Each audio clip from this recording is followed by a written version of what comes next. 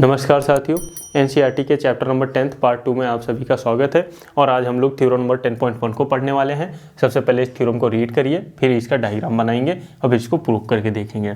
तो थ्योरम क्या कह रही है? The tangent at any point of circle. तो यहाँ पे सर्कल की बात की गई है, तो यहाँ पे सर्कल को ड्रॉ कर लिया हमने। तो कह रहे हैं कि tangent at any point of circle, तो ये पॉइंट मान लेते हैं, यहाँ से एक टेंजेंट ड्रॉ कर लेते हैं। ठीक है, ये एक टेंजेंट ड्रॉ कर लिया।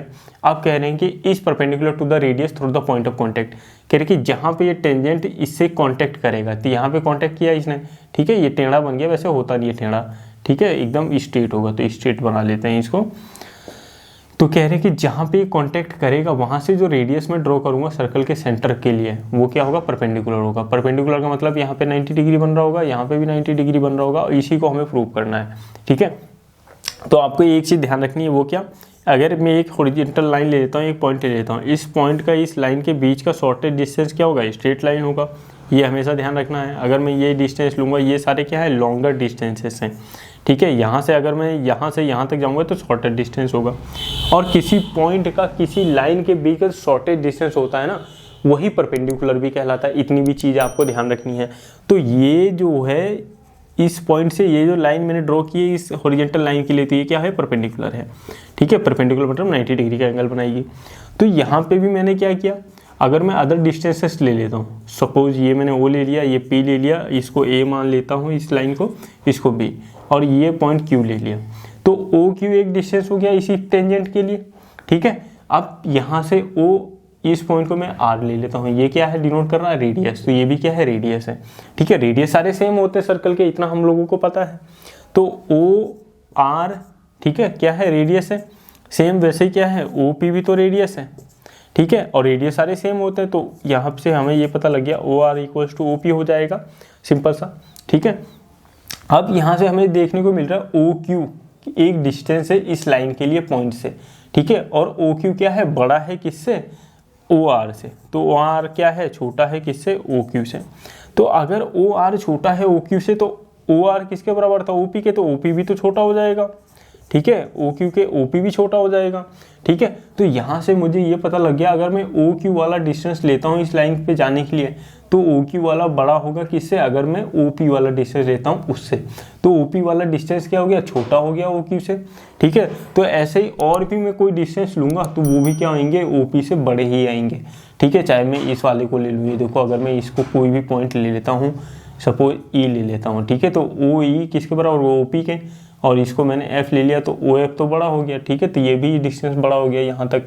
ठीक है, तो ऐसे कोई भी डिस्टेंस मैं ले लूँगा तो वो बड़े आएंगे ओपी से। ओपी ही सबसे छोटा आएगा। तो यहाँ से मुझे ये पता लग गया कि ओपी जो है शॉर्टेस्ट डिस्टेंस है।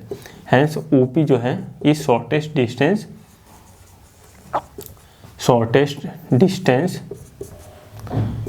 From point O. ओ क्या है? Point centre of the circle to the tangent. Tangent के कहाँ पर? एट पॉइंट ऑफ कांटेक्ट पे। ठीक है, तो ये इससे यहाँ से मुझे पता लग गया शॉर्टेस्ट डिस्टेंस है, तो इस वजह से ओपी जो है वो क्या होगा? परपेंडिकुलर भी होगा किसके? ए बी टेंजेंट के। ठीक है, इतना आप लोगों को समझ में आया। ठीक है, थ्योरम 10.1 इस तरीके से प्रूव करना है, तो इतनी सारी चीज़ें आपको ध्यान रखनी है बस। ठीक है, और ये आसानी से प्रूव हो जाएगा। इसको नोट करना है तो नोट कर लीजिए, बारे में पढ़ने वाले हैं।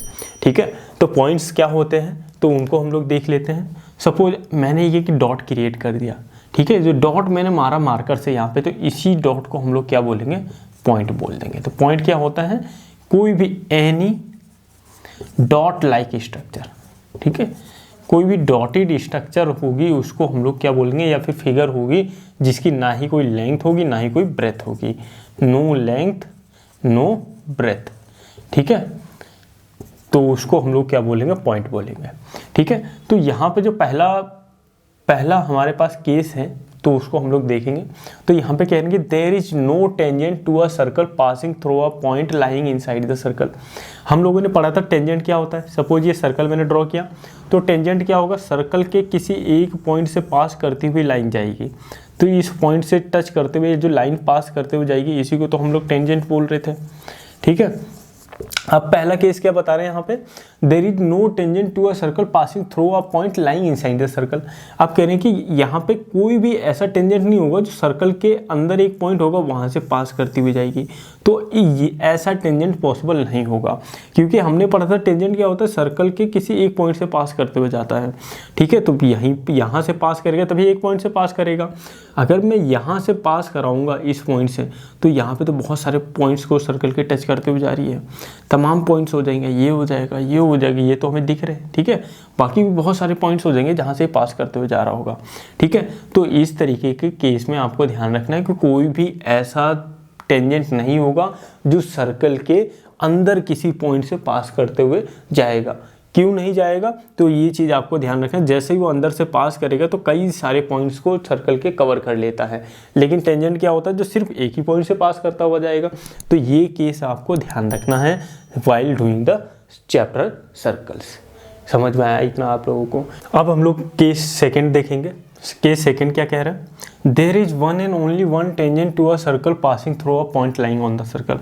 कह रहे कि सर्कल पे कोई एक पॉइंट लाई कर रहा होगा, जैसे कि ये पॉइंट ले लिया मैंने, तो यहाँ से सिर्फ एक ही टेंजेंट पास कर सकता है।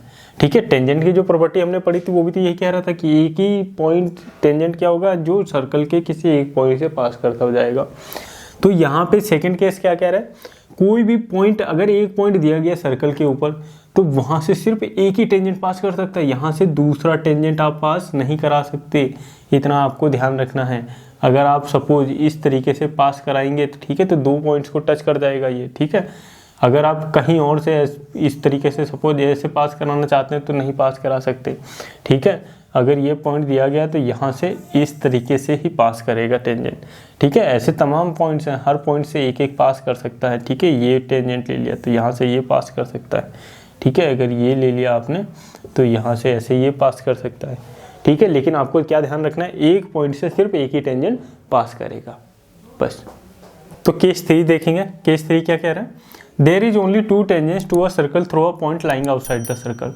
कह रहे कि सर्कल के बाहर कोई पॉइंट होगा, तो यहाँ पे एक पॉइंट मान लिया, तो कह रहे कि यहाँ से 2 टेंजेंट्स आप ड्रॉ कर सकते हैं। ठीक है, एक तो टेंजेंट ये हो गया और एक टेंजेंट ये ड्रॉ कर सकते हैं। ठीक है, यहाँ से इसको टच करते हुए, अच्छे से नहीं बन रहा है ये। ठीक है, आप बना लेंगे इसको अच्छे से, यहाँ से पास करते हुए जाएगा, तो 2 टेंजेंट्स आप बना सकते हैं, एक पॉइंट जो बाहर होगा। ठीक है, कुछ भी आप इसको नाम दे सकते हैं। समझ में आया आप लोगों को। ठीक है, आगे जो थ्योरम है 10.2 उसको देखेंगे, तब तक आप लोग जितनी भी चीज़ें कराई हैं इनको रिवाइज करें। अब हम लोग इसका सेकंड मेथड करने वाले हैं। ठीक है, P Q equals to P R prove करना है हमें। ठीक है, तो हम अब कैसे करेंगे, सेकंड मेथड पाइथागोरस के जरिए करेंगे। ठीक है, पाइथागोरस थ्योरम जो आप लोगों ने पढ़ी होगी पहले भी। ठीक है, उसके जरिए पाइथागोरस थ्योरम क्या होगी, hypotenuse square to perpendicular square plus base square. ठीक है, तो यहाँ पर हम 2 ट्राइंगल्स ले लेंगे अगेन फिर से, P O Q and triangle P O R. ठीक है, 2 ट्राइंगल ले लेंगे, P O R and P O Q. ठीक है, तो पी ओ क्यू में देखेंगे hypotenuse square equals to perpendicular square plus base square. क्या क्या है, हाइपोटेन्यूज ये वाला 90 डिग्री के जस्ट अपोजिट वाला। ठीक है, ओ पी, तो O P square equals to perpendicular क्या है, तो परपेंडिकुलर इसमें हो जाएगा क्यू पी स्क्वायर और बेस किया है ओ क्यू स्क्वायर है। ठीक है, सेम यहाँ पर भी देखेंगे hypotenuse square equals to perpendicular square plus base square क्या क्या है, तो हाइपोटेन्यूज तो सेम हो जाएगा, O P square equals to perpendicular यहाँ पे क्या है पी आर स्क्वायर और बेस क्या है ओ आर स्क्वायर। ठीक है, तो इतनी सी बात समझ में आई आप लोगों को। ठीक है,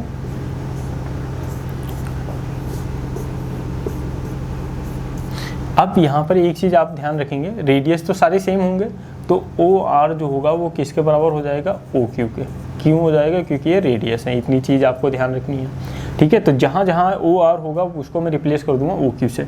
ठीक है, तो सबसे पहले यहाँ पे देखो ओ पी की वैल्यू ये आ रही है यहाँ पर, और यहाँ पे ओ पी की वैल्यू ये आ रही है। तो ये जो ओ पी की वैल्यू यहाँ पर ये वाली है, इसको मैं इस साइड यहाँ पर ओ पी की जगह लिख लूँगा।